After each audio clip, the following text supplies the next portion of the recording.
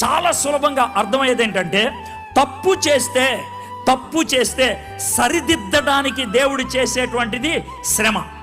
దేవుడు తప్పు చేస్తే క్రమబద్ధం చేయడానికి, క్రమశిక్షణలో తీసుకురావడానికి. దేవుడు శిక్షించడం అనేది నెగిటివ్ కదా, అది కాదు దేవుడి యొక్క పద్ధతి. దేవుడి యొక్క పద్ధతి ఏంటంటే, నువ్వు తప్పుదోవలో వెళ్తున్నావు, ఇటు కొడితే సెంటర్లోకి వస్తావు, ఇటు కొడితే సెంటర్లోకి వస్తావు. దావీదు పాపం చేశాడు, దేవుడు కొడితే మళ్ళీ సెంటర్లోకి వచ్చాడు.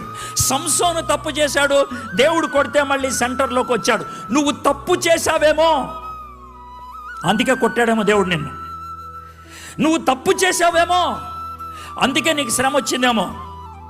అయితే తప్పు చేసినప్పుడు శ్రమ వస్తే, జాగ్రత్త వినండి, తప్పు చేసినప్పుడు శ్రమ వస్తే దేవుణ్ణి కోరాల్సిందేంటి? దేవుణ్ణి కోరాల్సింది ఒకటే, కనికరము. ఏం కోరాలి? దావీదు కనికరాన్ని కోరాడు.